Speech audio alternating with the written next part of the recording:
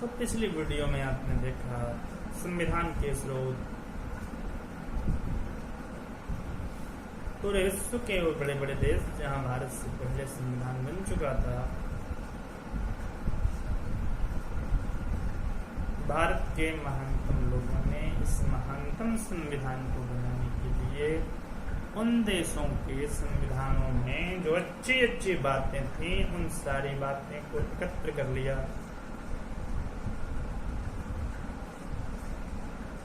महान का लक्षण होता है गुणग्राही। अच्छी चीजें जहां से मिले एकत्र कर लो। दोष छोड़ करके अवगुण तज सबके गुण गाहे। मानस अयोध्या कांड।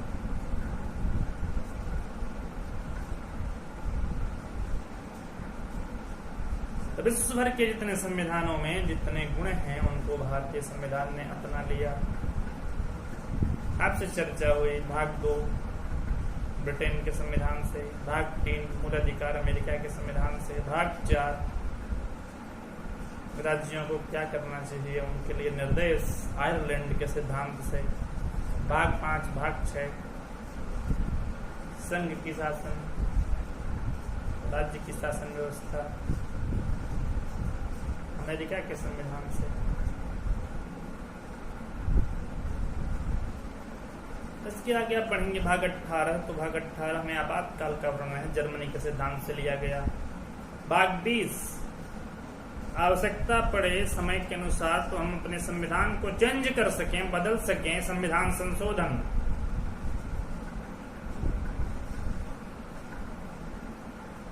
दक्षिण अफ्रीका से लिया गया। 368 आर्टिकल, अनुच्छेद 368 भाग 20 संविधान संशोधन दक्षिण अफ्रीका। आपातकाल के प्रावधान मुख्य मुख्य चीजों को ध्यान रखिए। संविधान का जो मुख्य स्रोत है वो है ब्रिटेन का संविधान। आप कह सकते हैं 1935 का अधिनियम जो था वही भारतीय संविधान की नींव है।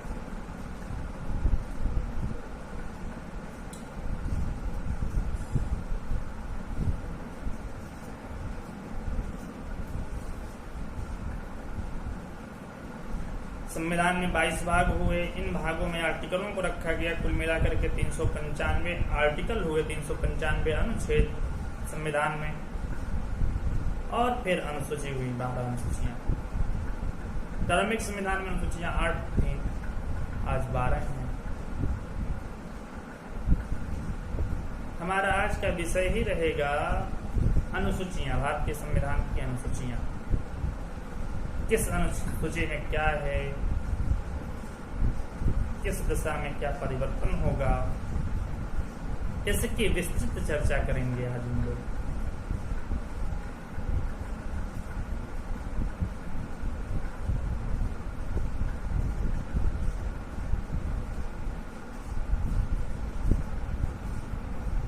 एक और बात ध्यान रखना है, भागों में अनुसूचियां नहीं है, अनुसूचियां अलग हैं। भागों के अंदर आर्टिकल हैं। जिस तरह से विषय सूची किसी चैप्टर में नहीं होती, उसी तरह भारत के संविधान की जो अनुसूची है वो भारत के संविधान के किसी चैप्टर में नहीं है। प्रस्तावना किसी चैप्टर में, आपसे पूछा प्रस्तावना संविधान के किस भाग में है?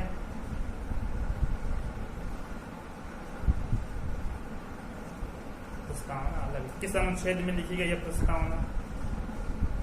प्रस्तावना तो उससे भी पहले होगी किसी भी पुस्तक में।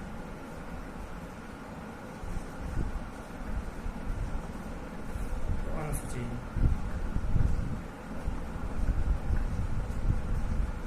भारतीय संविधान की पहली अनुसूची, जिसमें वर्णन है भारत में कितने प्रदेश होंगे और उन प्रदेशों का कितना क्षेत्रफल होगा।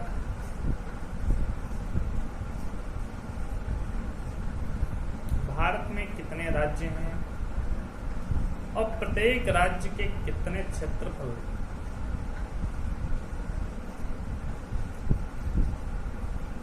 इन सारी चीज़ों का जिक्र जहाँ है, इन सारी चीज़ों के बारे में जहाँ बात कही गई है, इन सारी विषयों का जहाँ वर्णन है, वही है भारतीय संविधान की पहली अनुसूची।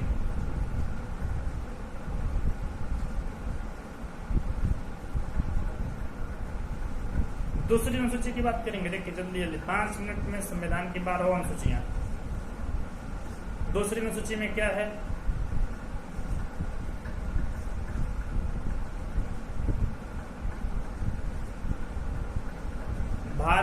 भारत के जितने बड़े ऊंचे संवैधानिक पद हैं उनको कितना वेतन दिया जाए, इन सारी चीजों का जिक्र है भारतीय संविधान के दूसरी अनुसूची में। कितना वेतन मिलेगा, कितना भत्ता मिलेगा, क्या क्या सुविधाएं मिलेंगी, इन सारी चीजों के बारे में जानना है जो संविधान की दूसरी अनुसूची को पढ़ना पड़ेगा। राष्ट्रपति का वेतन, उपराष्ट्रपति का वेतन, प्रधानमंत्री को कितना दिया जाए,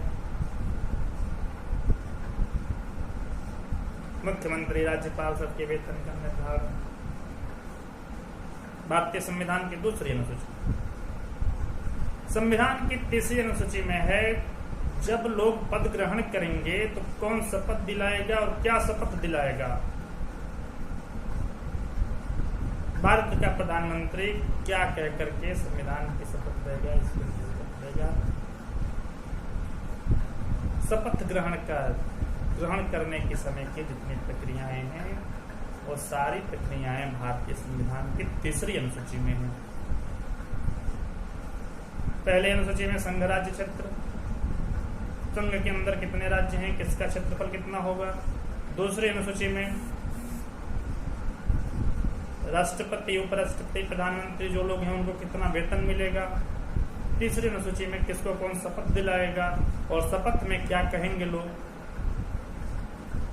प्रधानमंत्री शपथ देगा तो क्या कहेगा, राष्ट्रपति शपथ ग्रहण करेंगे तो क्या कहेंगे,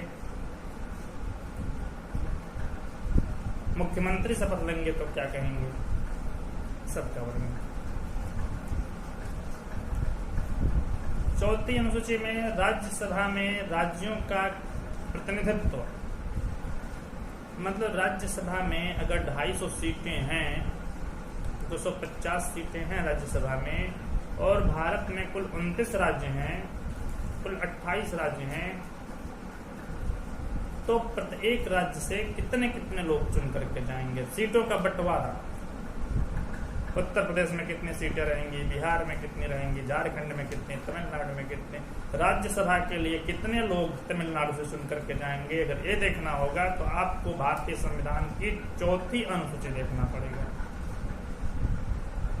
राज्यसभा में सीटों का बंटवारा।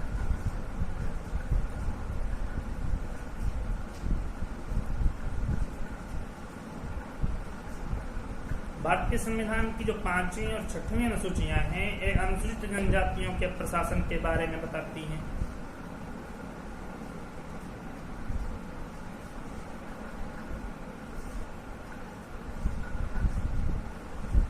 असम, मिजोरम, मेघालय जो उत्तर राज्य हैं उसमें रहने वाले प्रशासनों के बारे में जो वर्णन है भारत की 6वीं अनुसूची में, और पूरे देश भर के अनुसूचित जनजातियों के प्रशासन के बारे में वर्णन है भारत की 5वीं अनुसूची में।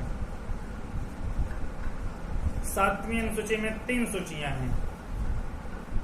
ध्यान रखिएगा, 7वीं अनुसूची इस चीज को बता रही है कि भारत में जो भी विषय हैं उन पर कानून कौन बनाएगा। जो बड़े बड़े क्षेत्र हैं भारत के, जैसे डाक विभाग है, रेल विभाग है, बिजली विभाग है, परिवहन विभाग है, बस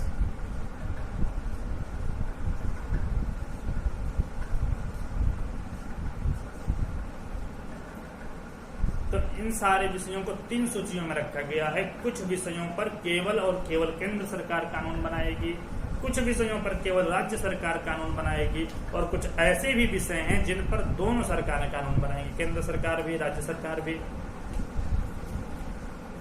अब प्रश्न हो सकता है कि अगर दोनों सरकारें कानून बनाएंगी और दोनों के बनाए गए कानून एक दूसरे के विपरीत होंगे तो किसका कानून माना जाएगा। जाहिर सी बात है केंद्र सरकार का केंद्र सरकार सुपीरियर है, केंद्र सरकार की बात, राज्य का कानून फेल हो जाएगा।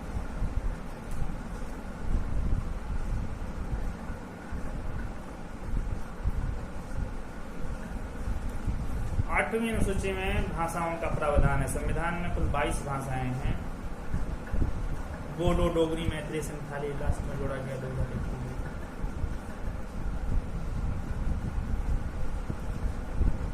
कुल मिलाकर के इस संविधान में 22 भाषाएं हैं और इन सारी भाषाओं का जिक्र है भारतीय संविधान के 8वीं अनुसूची में।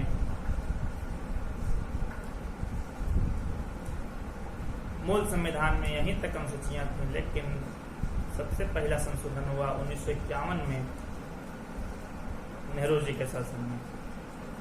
संविधान में भूल क्या हो गई थी उसको सुधारने के लिए, और उसी संविधान संशोधन में संपत्ति के अधिकार को मूल अधिकार से हटा करके मूल अधिकार से हटा दिया गया। संपत्ति के अधिकार को पहले मूल अधिकार 7 थे।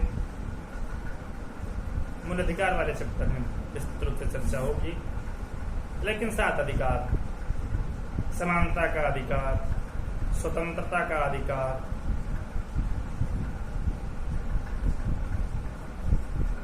शोषण के विरुद्ध अधिकार, धार्मिक स्वतंत्रता का अधिकार,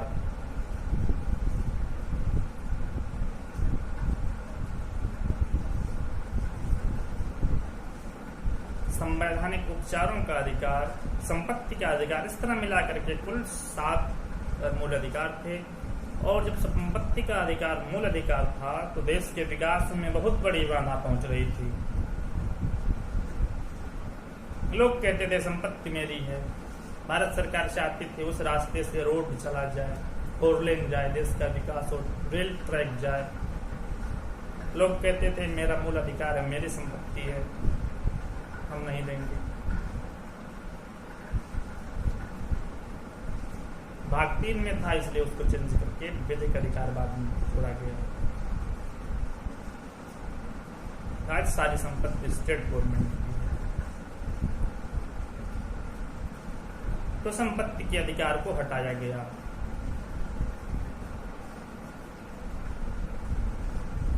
दसवां संविधान संशोधन हुआ 1985 में, राजीव गांधी की सरकार थी उस समय।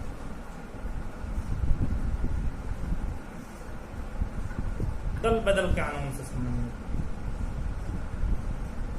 इसमें क्या होता था, लोग देखते थे कि इस साल ये वाली पार्टी जीतेगी तो अपनी पार्टी छोड़ करके उसी पार्टी में चले जाते थे, दल बदल लेते थे। उस पार्टी का टिकट मिल गया, वहां से जीत गए, फिर 5 साल रहे, पता चला इस पार्टी की स्थिति खराब हो गई, अब दूसरी पार्टी में चलते हैं। तो जिस पार्टी में है उसको छोड़ करके दूसरे पार्टी में चले गए, जीतने की स्थिति में होती थी। इंदिरा गांधी खुद कांग्रेस को छोड़ दी थी, कांग्रेस छोड़ करके आई कांग्रेस बनाई 1976-77।